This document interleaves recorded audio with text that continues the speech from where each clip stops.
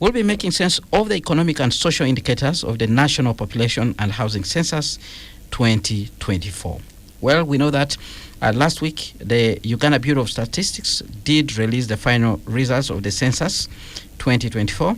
There have been questions about some of the statistics that have been shared. Today, they retracted what had been published on their website after errors had been discovered in the population figures for 4 ethnic groups: the Bachiga, the Bagisu, the Acholi, and the Langi. Now, UBOS says that the 2014 figures were mismatched, but the 2024 figures are correct. And the executive director at the Bureau, Dr. Chris Mukiza, has sent a strong message to those who are saying he should resign, and he said he cannot do that because of minor errors which are human. Nevertheless, we will discuss the implication of some of these statistics that have already been put across, especially on the economic and social side. So I have 2 guests in studio, and I will introduce them. Senior economist and director at MOBS Economic Forum, Dr. Fred Muhumuza. Good evening, and thank you very much for joining us on this edition of Spectrum. Good evening, Kenneth, and my colleague panelists. No names before you introduce her, and our viewers out there. Ms. Alana Kembabazi, Programs Manager at the Initiative for Social and Economic Rights, ISA. Good evening, and thank you very much for joining us. Good evening. It's good to be here. All right. On the eve of independence. Yes, indeed, on the eve of independence. Well, I'll begin with your quick overview about the figures. What came to your mind when you saw these figures, depending in the sector where you operate? I'll begin with you, Dr. Fred Muhumuza. Your quick overview about what you saw. Well, I usually zoom in on indicators that touch individuals. I don't dwell on them. They also make sense because, as the Bureau is saying, and people have raised concerns about the numbers of tribes. But there are things that relate to basically all tribes, or even when you go tribal, you want to look at some of the internal things like the fertility by sub-regions. So you find the fertility rates are still high in some regions. I see places where the fertility rate is 4.7, 4.9 Karamoja, 4.7 Acholi. That should concern the Acholi as well, that they have a high fertility rate, but their numbers are not growing. But for me, the high fertility rate has implications on a family at that level. So you want to look into that. Elgon is 4.8. And then you also come to issues of literacy. I think for me, literacy really looks good at 74%. But then when you zoom in and say education attainment, 24% of the women have no formal education at all, and 19% of the men. Now, if you go some primary means you didn't actually sit PLOE. You possibly ended at P3, P5, you ended somewhere, but you indicate you went to school, but you don't have that qualification. Those numbers are literally 40% for the men and the 37% for the women. Now, if you go totaling up that way, you'll find that 90% of the population did not finish senior 4. That social indicator is really saying we are spending so much money on the human capital development. Now, if 90% have not finished senior 4, what are we doing with ourselves? Because the human resource is a very, very critical resource for development. So for me, these are the things really I pick up quickly and say, what are we doing, what are we not doing? If 90% of the population have not finished senior 4, are we going to develop the country based on what? Because whatever you do, the human resource is fundamental. Whether you want to educate people about disease prevention, that basic knowledge of knowing why should I sleep under a mosquito net, it comes out of that basic knowledge of understanding. But even when you go abroad to look for a job,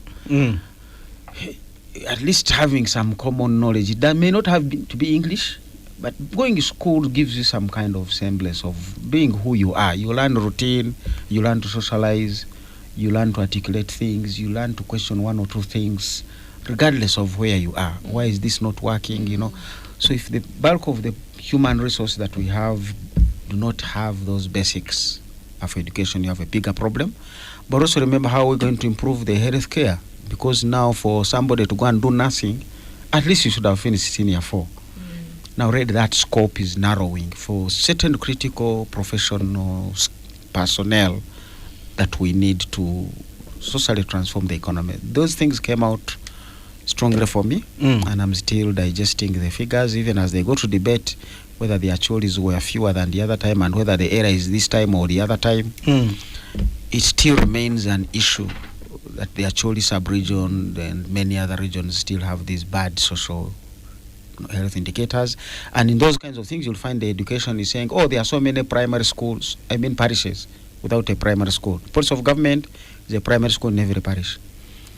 But if the other parishes with primary schools are not making people finish senior 4, then should I be focusing on doing more brick and mortar, or making sure I use the little that is available to push the numbers through? That's really, for me, is a policy discussion. All right. Let's hear from Ms. Alana. How did you react in your organization? You focus a lot on social and economic rights. What's your take on the census figures? I think it's unfortunate that the report has been pulled down. They need to bring it back. They can remove the stuff that they are still arguing about. But from a socio-economic perspective, there are loads of concerns we have. There are things we've seen over time. I like what Dr. Muhumu has said about the concern on education. We are supposed to, we know that from the census we are young. Uganda's population is increasingly young, and that can be an asset. By 2050, we could literally be supplying the labor force, Africa as a whole. But if we are not educated, there is a very huge problem. And this issue has been highlighted by the Bayou boss for a while. When I saw him talk about females, 19%, women with no formal education, the household survey of 2021 had a similar figure. So it's very, very sad that there seems to be no improvement. The idea that 90% of our population doesn't finish S4 is shocking. But at the same time, when you look at their prior figures, they will show you that on average, most people drop out of school due to financial constraints. They've been saying this since 2016. And why is that? Because how much are you giving for these public schools? UPE, you're giving a child 20,000 shillings per child per year capitation. Earlier on, before COVID, it used to be 10,000, became 12,000. NPA in 2018 had said you need at least 65,000. In 2018! So, of course, when you don't give the schools, the public schools, this money, they begin to do that funny business the president is fighting right now around charging fees. And when people are dropping out of school. But the other thing that struck me was the gender disparity in terms of these socioeconomic right deprivations.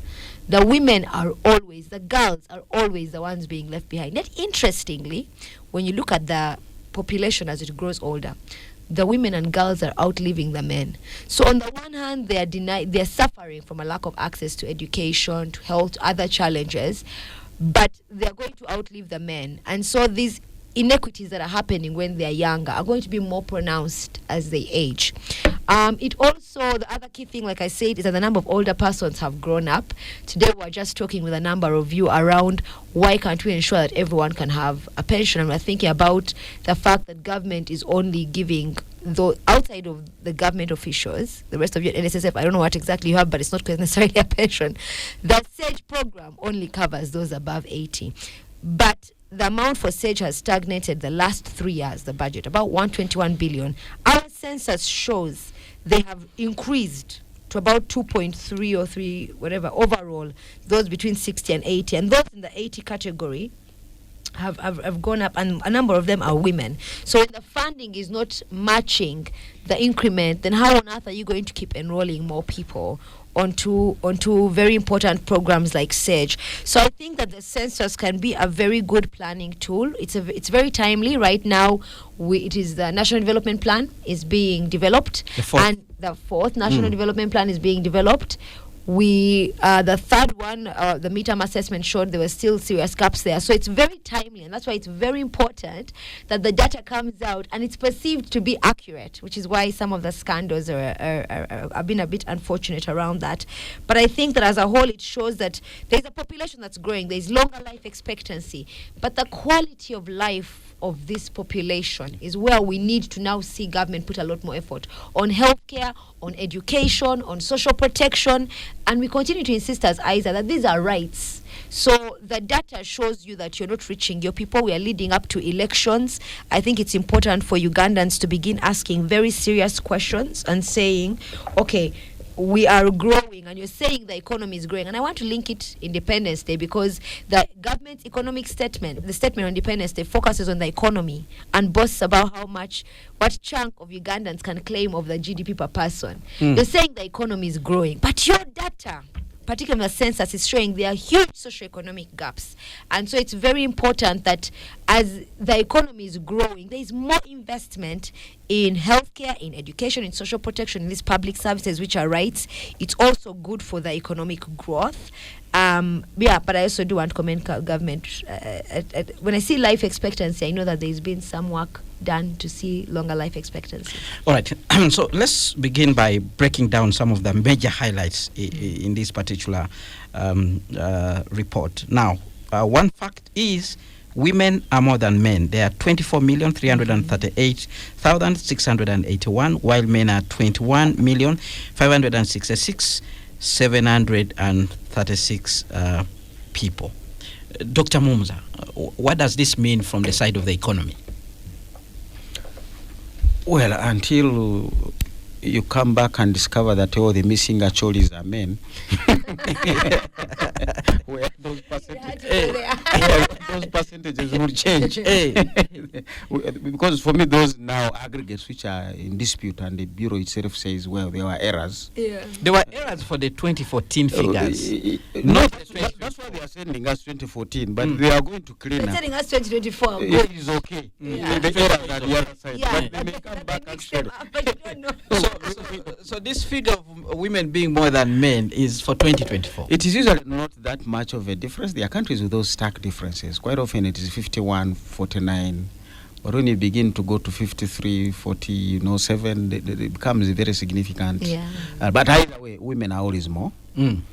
Now, you can discuss without generalities of percentages and get into the specifics. As we have said here, already you are seeing maternal health. They will say we've made progress, but we're still quite a distance away from where we should be. And the danger of declining funding for social services, education and health. Because when you don't want to tell me the economy has grown, if that growth cannot translate into the social indicators. Right. She just mentioned majority of the children are dropping out of school literally because of fees. Fees is a direct impact on the welfare. How do I tap that economic growth? And really, we notice that households are prioritizing food, rent, fees, and health. Yeah. Now, if what they are prioritizing, they are still not able to get it, then something else has popped up. And in that hierarchy of things, between food, rent, health, education will be number 4. Because you can't leave a child uneducated because you've paid fees. Yeah. You'd rather treat the kid and then say, well, fees, you'll go back next year, or even drop out and remain alive. But for me, those are core. All right. The woman with this economy, I was listening to a speech of President Yoweri Museveni just this evening. He was addressing women from the Muslim faith at Old Kampala, and he was talking about how women are the producers, women are the majority in this economy, and therefore they should be given the utmost attention. Do you have that feeling that women are actually being given the space? Are they in the business sector? Are they growing? Are their businesses thriving? What are you saying? Are they even in business? That's where you want to begin. But also remember, I think I've seen the labor survey, which was literally reflecting what we've just discussed here, that 73% of the women in business did not finish P7. So how do I help them? Market access? But that thinking, critical thinking, because capital? Accessing the market can be dangerous if you do not know how to work out your own cash flow. To say, I bought this banana at 10,000, I've sold and got out 12,000. So my balance is 2,000. Is this a business I should still be in or not? So you don't want to just help them and say access market. They will access the market. You teach economics. You teach economics. What intervention can be done at that level? You have a majority of illiterate people in the business sector. How can we sharpen their skills? First, resolve that. let everybody be at least in charge of the numbers around their business, because you must eject from this plane once you discover it's coming down. And that decision can only be made by you to say, this salon, I set it up, it's not working. You change. But even in the first place, as Museveni calls it, Echibaro, before you start the salon, do you know the costs involved? Have you judged whether you'll cover them by the market around there? That's how best you should deploy your business. But many times we've focused on people accessing money and they have lost it. This week we have been really juggling. Everybody has been saying, coffee is the thing to do. Now, we sat down and crunched the numbers. A tray of coffee is giving between 550 grams to less than a kilo. So on average, you are likely to get less than a kilo per tree. Remember, a kilo of coffee is being paid 6,000 in some places. So if I'm getting less than a kilo, it means that tree is giving somebody 4,000 shillings. So how many trees do you have? Are you making money really? Is coffee a crop I want to promote for certain segments of the population? You begin to see why people can't even pay fees. Because if you're in the coffee trade and you have 100 trees and all you are getting is that little money per year, then you're in the wrong trade. So for me, that basic education, before you help the women, first help them to deal with the maternal issues, to deal with the social indicators. That will be a foundation. As my friend Ramadan always says, education is an equalizer. Yeah. Whether you are driving on the road, or whether you are a tomato seller, whether you are an executive at KCCA, education is what is going to give you that basic foundation for you to make informed decisions. So we can't help the women that much. And this morning I was having a conversation with women who are saying women should have land rights. I said that is true. You're going to give them a land right, then the money lender will lend them money. The business will not work well. The money lender takes the land. All right, Alana, for quite some time there's been talk about how women were the brunt of poverty in this country.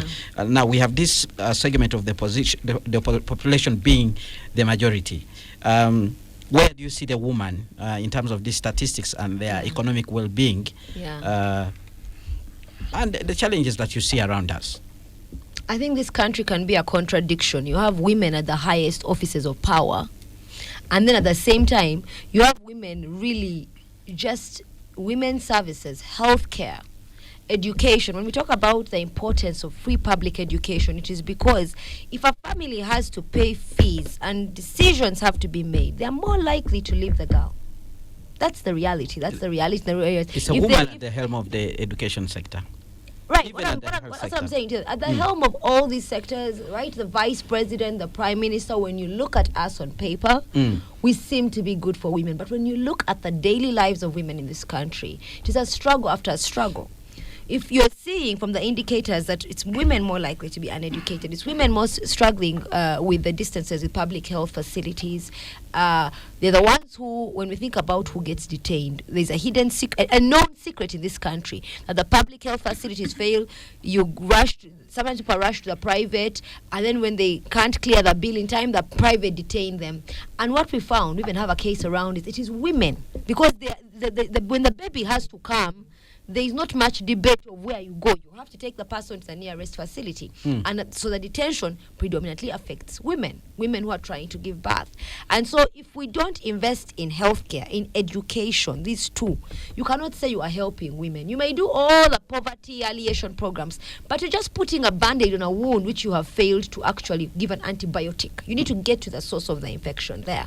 And I would also add that, and it trickles down to SAGE, because women are they're the ones, for example, let's look at between 75 and 80, women were more of them. 85 plus was 77,470 women compared to 52,926 men. There's a huge difference there. So when you're giving your 25,000 shillings and you say that is enough, and 25,000 in today's money is about 16,500.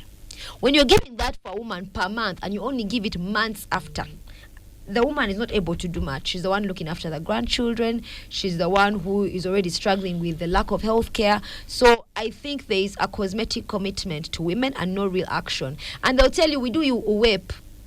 I keep saying programs like UWEP are not social protection. There's even growth. Right? but they're not social protection. Social protection means Well, they're that designed. life is They're a designed to take women from the level where they are into the money economy. You see, to get better. Let's look at the figures. Mm. How many have sustained? But how many have sustainably going into the money economy? And on top of that, what Dr. Mumuza was saying in some ways is right. So you put them there, then they need health care, then they have to eat up their savings to go pay for health care or to send their child to school. Are they able to then sustain their business, right? So these programs, I think, are important, but they cannot be a substitute for investing in public health facilities, in public schools, in social protection.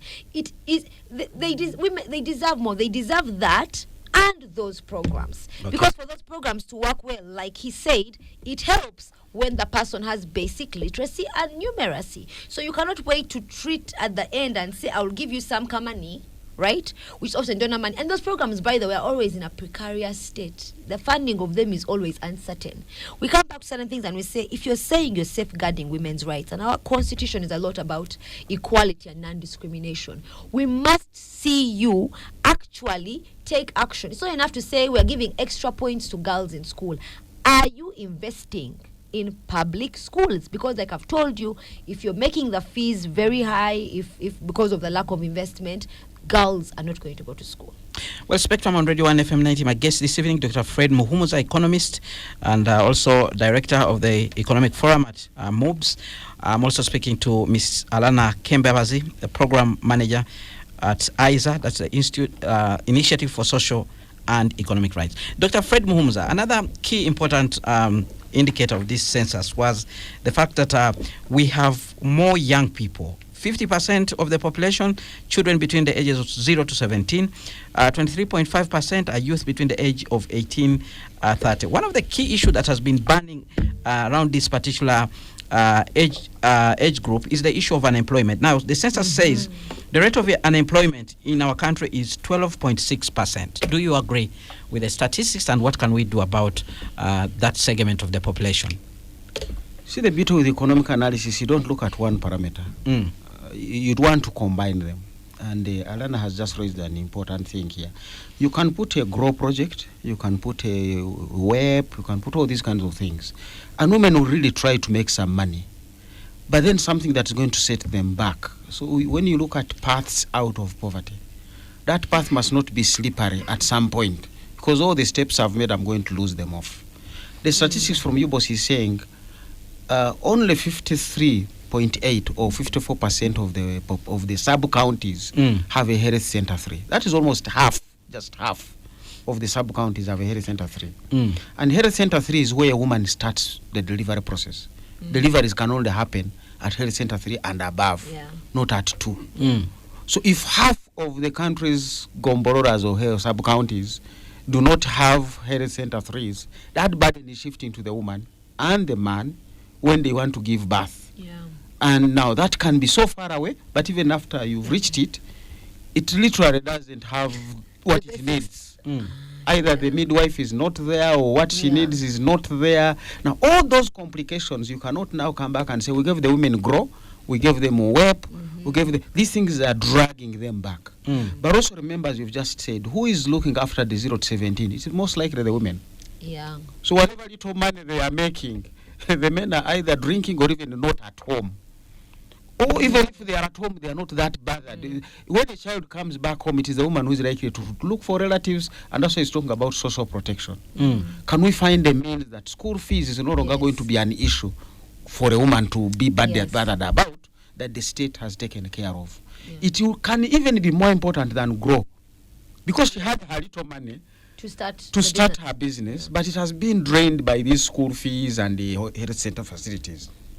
So can you get it right there? Don't help me to do a business that cannot progress. But also, as you're saying, population now, they would say 12% is unemployment. But we're already saying the 18 to 30 years of age, about 23% of that group is not in education, not in training, not in employment.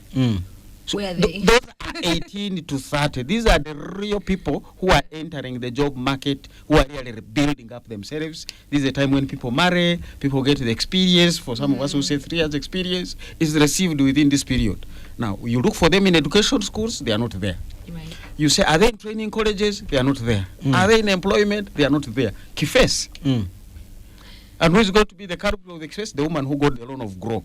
The woman who got youth unemployment. Now, they will impregnate some girl and then disown that pregnancy. This girl is now going to go hard. I mean, economic analysis should not be done on one variable because we live in an ecosystem. Your body, if you get kidney problems, it is going to kill you. Liver problem will kill you. Don't say it is only my liver that has a problem. Man, you're going down with the rest of you. So let's use these indicators holistically because people live with all those aspects that this report gladly brings to the fore. All right, Spectrum on Radio 1 FM 90. Let's go for a break. When we return, we'll hear from Alana about the youth population. Is it a blessing to this country? Are we going to get the dividends that people talk about, population dividend, or we are likely to face danger? Matia Kasaija, the Minister of Finance, Planning and Economic Development, last week did warn that we are likely to face challenges if we do not create jobs for this particular age group. Spectrum continues after this break.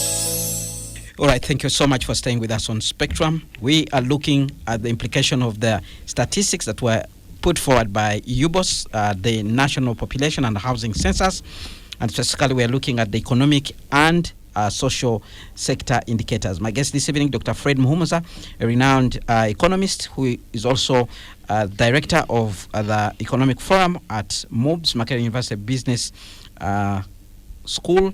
He has also been an advisor in different capacities with the Ministry of Finance, Planning and Economic Development. Ms. Alana Kembabazi, she is the program manager at the Initiative for Social and Economic Rights, one of those organizations that are advocating for equality and transformation in the area of economic and social rights. Now, before we went for the break, Dr. Mums had shared his views on the issue of the youth population, and there's always that talk that Uganda is going to harvest a lot from the youth population, the economic dividend.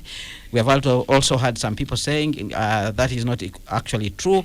There is need to focus on the quality of the population in order for you to get those dividends that you're looking at. Looking at the figures here, statistics shared by UBOS, which imply that around 73.5% of the population is comprised of young people. Some of these young people are actually dropping out of schools. Unemployment, according to the figures, is at 12.6%. Your take, Ms. Alana?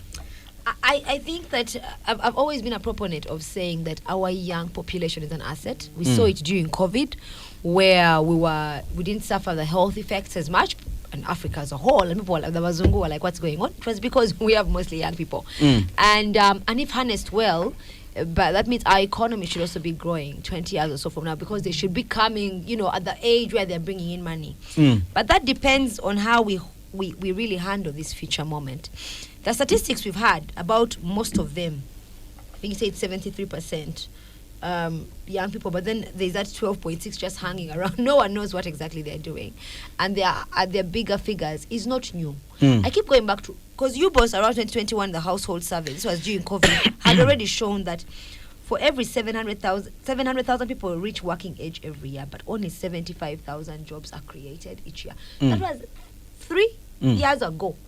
So you would hope, with all the emphasis on, I don't know, building back better, this situation would change. The census is showing us it has not. I am very, very, very worried by the fact that young people are struggling with basic literacy and numeracy. You people, we are in the era of AI. There are many jobs that can be done remotely where our young people could benefit in the future, but they will need to be educated. It's not enough to keep saying parish model, which can be a great program, or invest in trees or so forth. You also need to make sure these young people are educated. It goes back again to education. If you look at many of our workers these days, you find some people have some version of early primary. That's when UPE was really coming up, and then some people, they get to about P5, then they begin struggling. Secondary, the transition rate is horrible. Right? So for those young people, and many of them end up here in the city, they're house boys, they're house girls, they're being hired younger, 18. If you're insisting on an adult, most are below 18, earning very little that they can save and put aside. Very few options on the saving fund. The cost of living has gone up. Many have the entire people, like a whole family. So they've said the person has come from Rukunjiri, for example, to work here as a shamba boy. Nenga, he has his mother who maybe was growing beans. Climate change hits and she's not harvesting much. So his 100K, if he's lucky, 80K or 150K, he's sending a portion of that home. He's trying to support his young sister, who is maybe is in P3 because her school fees could be there. He's the one being looked at for healthcare. Their mental health is in jeopardy. So are those young people really going to be able to stand up to their potential? It's very important that now that we know we have, it's an irony in Uganda, we are majority young people and our leaders are mostly old people. Now, there has to be a reflection on this in the budgeting, and we must see that prioritization there, and we are still failing to see it. We keep telling you that most people will tell you they can get by, but they cannot when there is no health care, when there is no education, when there is no social protection for their people. And I would also add that if you're going to invest in young people, we looked at social protection for young people, for youth. It is non-existent in this country. Social protection as a concept for young people. We saw during COVID, you can be in the informal sector, your day-to-day is in the hustle, and then they lock you down. And then what happens? All right. One of the key indicator looking at the statistics is the fact that 5% of this particular population are older persons from the age of 60 years and above. And like you earlier hinted, life expectancy is actually increasing. Dr. Muhumuza, what does this imply? It comes with challenges. It's a good blessing, but it comes with challenges because looking after older people hasn't been good for across the globe. We have so many countries that are really struggling. Some of them have actually raised the retirement age so that they can people can work longer to look after themselves. And it is worse, what worsens it is if you have a lot of youth not working. Because remember, if the youth are working, they are generating resources which you can tax, which you can feed into your pension scheme system, especially when you have pension schemes like the one of the government of Uganda that is not contributory. It survives on taxes collected annually. It's not like NSSF, where you say, by the time I retire, I will have put some money there for myself.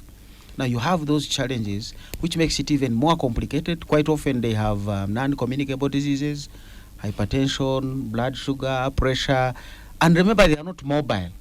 So that means you must send these services as closer to them. And the lowest level you can really send some of these services is Health Center 3.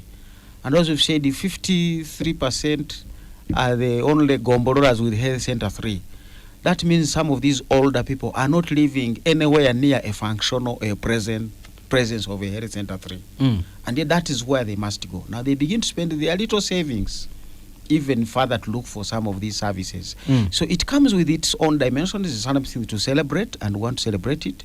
But remember, if they are saying 62 and above, our program for the elderly sage begins at 80.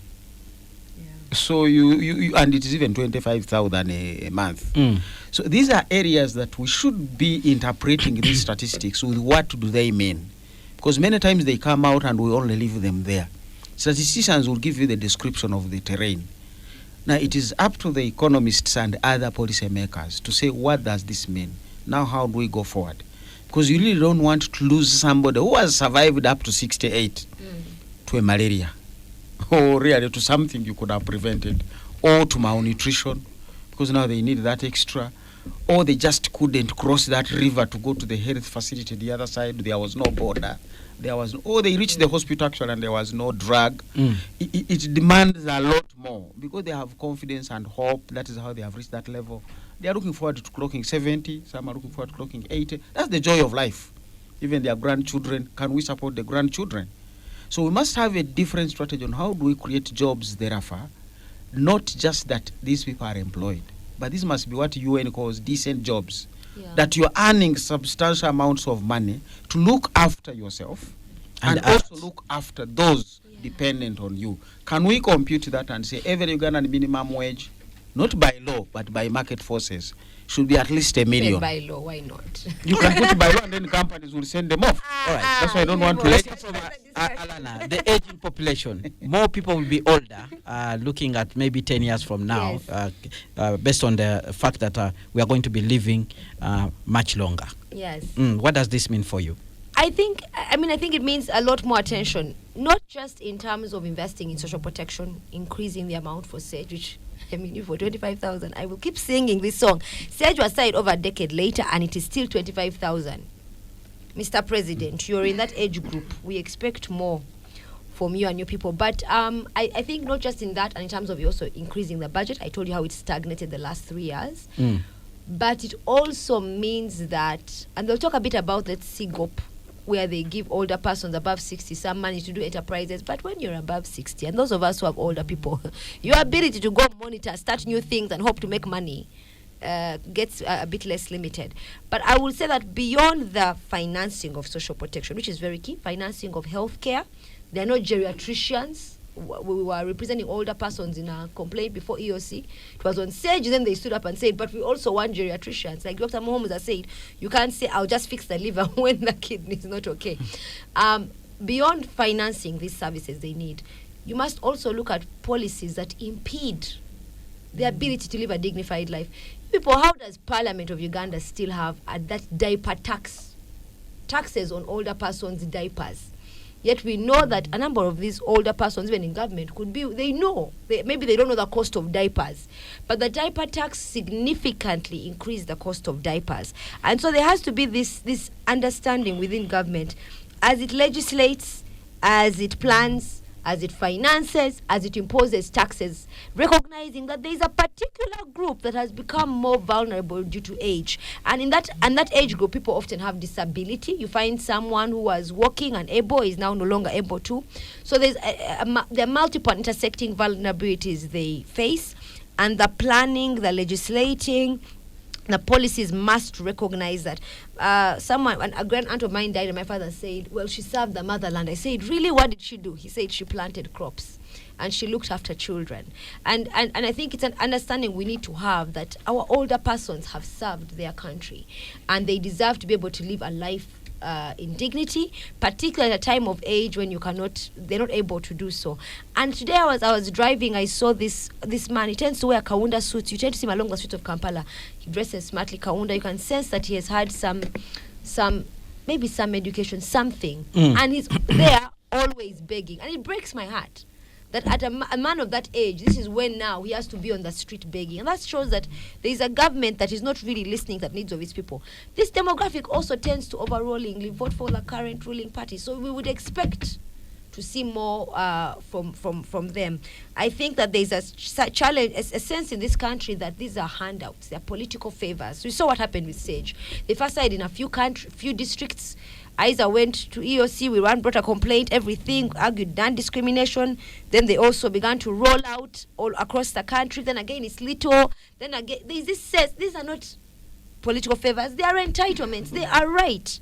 They are rights. And I think if we don't begin to understand that, we will not allocate sufficient resources. Because when you're cutting your cake, if you know, for example, in your household, you have to eat, you're not going to go and buy curtains before you eat. You're not going to give tax incentives to people that cost the government billions of dollars and then tell us you're failing to find money to fund Sage, and you're giving older persons 25,000. Those who are 75 cannot even get the money. Surely we need to get back to basics. All right, let's go to the household level. According to the statistics, we have 10,698,913 households.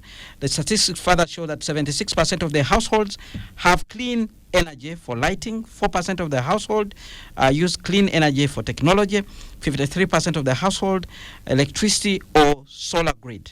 And then they actually say out of this particular household, there are 81% who have access to improved water source for drinking, and 18.4% have probable psychological distress. That's with people aged 10 and above. Dr. Mumza, what does this tell you about the households? Because according to the government, they are the center of attention in order to transform the Ugandan economy. I think it really underlies the gravity of the need for government attention. Because as you rightly put it, planning must be based at the household level. And sometimes we use wrong indicators and say the health facility must be close to that household. The bridge is sometimes forgotten, or the culvert, or other basics. But now that really shows you have 10 million plus households that you must in some way target, directly or indirectly. So even as you're distributing your resources to the road network, and we always call it an integrated road network, do not put all your money in your trunk roads. These people don't live along those roads. They are scattered up there, some half a kilometer, some actually 3 kilometers off that main road. And that's why there is an importance of those community roads, the district roads. Are we putting adequate money? Because now this blood must reach every cell of the body. It's not just the main veins moving the blood. You must make sure every cell is reached. So now the planning becomes even more complicated. Where are these 10 million households located? What is available to support them by way of government basic infrastructure, in terms of water, in terms of education, in terms of farming? What is their state of incomes, their cultural, the protection of their land? Are they in refugee camps? Are they in displacement? Are they living where they shouldn't be living? Sometimes we discuss things and say it is fair on people. No, in the first place, should people have been that close to a garbage dump? I mean, I've driven behind these garbage trucks. You don't want to be behind it. Now, when human beings decide to settle next to a garbage dump, already something is wrong. So you should not forget that Kitezi, in the first place, should not have happened. Because the nearest person to such a huge garbage dump that smells should have been a kilometer away. So you want to get back to those basics. How do we secure the 10 million households from Bafere on our mobile phones, calling them? Rio Bafere, who are waiting for this girl to disembark from a border, and then she has to continue in the dark alleys. And this can be in this city. All right. Because there are places where the border can't go to get you to your gate. And while you are trying to find your key, and you know it can be complicated to find a key in a lady's bag, some faces there waiting for her to snatch either her or beat her. I mean, all this now becomes a huge burden for government to plan and say, how do I secure this 10 million? Do I have the money? And if I have the money, how best can I preserve this money and get the best value out of it? These are challenges we now need to have a conversation on. How do I secure each of these? But that's like we've said, every blood, part of the cell of the body will get that blood because it needs those nutritional aspects to do its part. Well, Alana, your take on the issue of the household very quickly, so that we bring in the views from the listener. I think some things we could have had better data, you guys. When I see that I think only 53% are using solar grid or electricity. Guys, we should have electricity in 2024. So let me tell you a story. My father, his village did not have electricity. So in 2022, we are stuck there. He's not well. And I'm like, this man must see electricity. So we try, we apply. They're bringing rural electrification. We apply. Then they tell us no. They begin saying you must pay the 750,000 for the private. So we dilly-dallied, we waited. Eventually, for us, we thought about it. I was there for a while. We decided eventually to do so. When they came to even do the private, the man said, I hope you have my chitoche ready. I said, pardon? Why do I have to give you my toke? He was like, I need the actual connection. It turns out most of the villagers, those who went ahead and did the rural electrification, there was just a stalling. Money had been allocated. People had wired their houses. Things were ready, then there was a stalling. Then at some point, eventually, they began doing it slowly by slowly. But sometimes the issue in this country is not even the money. It is the corruption. It is the lack of political will. It is the lack of supervision. When I see improved water sources, the target should not be improved water sources, 81%. It should be clean and safe water. It is 2024. People, you're here talking about going to space. There is AI. You cannot guarantee these basics to your people. Safe water, electricity, energy.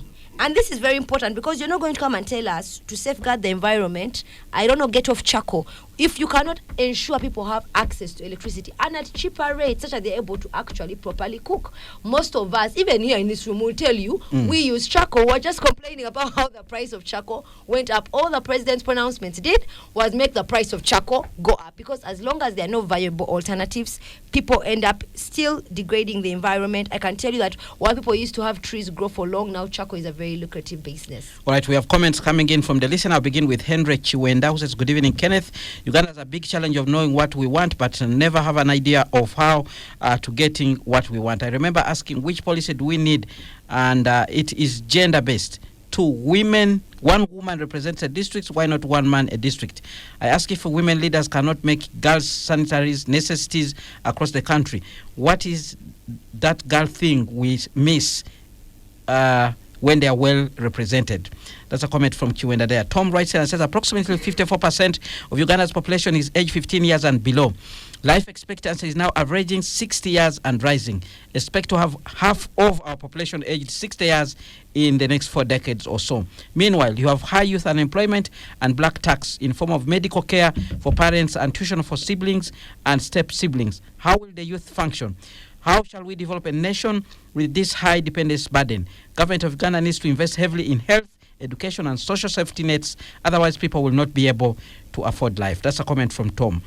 We have a comment coming in from Benon Fred to Inamasco. The higher number of youth would have been a blessing if the government was proactive in emphasizing scholarship into skilling that provides free, than providing free borders to these youth. Not many are being taken up in the industry either, nor are we making the industry to supply our science labs in schools and universities to improve practical skills. For the older person, this should be an entrepreneurial opportunity for someone to build a nursing home. Happy Independence Day to all listeners. Aroma Patrick, listening in from Lango sub-region, is from the UPC, says, Dear Spectrum, who gains from under-declaring the population of a particular tribe? The Lango people are believed to have been more than 3 million. You must mismanage the census. Many people from Lango sub-region were not counted. Government should make a census continuous process by training LOC1 and providing a register to compile all persons in their residential jurisdictions. UBOS should be getting the registers from all the villages in Uganda yearly for purposes of updating the national register. A new census should be carried out in Lango, Acholi, Karamoja, and Kigezi. Well, we have another comment coming in. Drania writes and said, Radio 1, don't talk of that growth thing. I hear it being advertised, but the stuff doesn't exist. Even the advertisement doesn't tell us where the beneficiaries should go to get it. I suspect that money is already being taken by the powers that be. We tried to follow that money in 4 major banks. None of them can tell a thing about that money. That money is not there for the ordinary women. That's a comment from Drania there. Well, those are some of the comments that are coming in from the listeners, the feedback that we are getting from the people who have been listening to us. I will begin with you, Dr. Mhumza. Quick response and also your closing remarks, because we're coming towards the end of this discussion. I'm not sure really the listeners raise their personal concerns which are genuine, and we need, only that we can't repeat the census. It's a very expensive process. We just have to live out there. There are always margins of error, but you would expect the statisticians to be the masters of managing margins of error. So not only should we say there are errors here, we need to go back and say what went wrong at institutional level. As I've said, should people have been living near Kitezi? Sometimes we run with the symptom and leave with the underlying problem. So how should we be managing such huge project? This was a multi-billion shilling investment, and we knew why we wanted it. And now when it comes out and some people are disputing the results, then what credibility do we have? And we have to wait until 2034. So we need to listen into the voices that are coming through. But even whatever we have, that's what we have. We can't have other statistics to use. They have given us already, as we have discussed, quite a number of things to look into and see where can we improve better. This is not to say government hasn't done things. They have done things, but really we're like Oliver Twist. As long as you still have these glaring gaps, you want to say, how do I plan better so that the next census 10 years from now begins to show differences. Alana here is showing us where we have stagnated. Those are 10 wasted years for some people. Remember the 0 to 17, the 17 will now be 27, the 10 will now be 20. Do you want them to look like the current 20-year-old? Certainly not. These are the questions that I would want to be looking into. Alana. I think that as Ugandans, we can use the census results to continue to agitate. We must demand, these are public services, access to electricity, water, education, healthcare are not favors. The state, you are taxed from the moment you wake up. If you're in the city, you woke up today, you bathed, that water had some tax. You put on the light, that power had some tax. You went in the taxi, there was a tax effect there on the fuel and the rest. So you are taxed, and as part of this social contract, we must get these services, because what we want to see is that 2034, there is a significant improvement in the quality of life, because the number shows, yes, we are increasing, yes, we are staying longer, yes, there are more youth.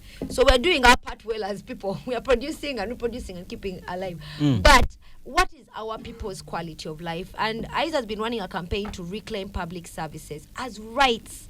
And people, you must demand, you must match these figures and look at the budget and say, who is to blame here? Is it a budget figure issue? Is it corruption, which we don't like to talk about in this country, and ways in which we are putting holes in the past, and they come and tell us there is no money? Is it a matter of just failing to legislate and being sensitive in our legislation? So I think this is very, very important for policymakers. It cannot be business as usual.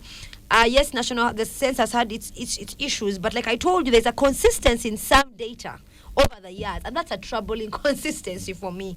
I would have expected to have seen better, but I think many people will tell you these results don't shock them. When you go out onto the streets, this is what you're seeing. So if they had come with very rosy results, would have also been like, you are lying. The question is, are we positioning ourselves to tap into the future? Africa, like I said, Uganda has so many natural resources. Gold, copper. ISA has a whole report on harnessing these natural resources and the money we could get from them to improve the quality of living of our people. I really urge our government, our president, to pay closer attention and also make sure they restore trust in the people. It's quite unfortunate that this very important exercise has been marred with scandals here and there, but nonetheless, I think we move. And Uganda, especially the young people, please continue to demand these public services as rights.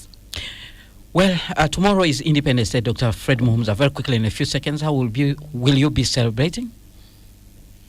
By resting and being independent from protocol and procedural things. I'll decide when to wake up and what to put on and where Black, to yellow, go. I'm going to be independent. Yes. Alana? I am wearing black, yellow, and red. My family likes Independence Day.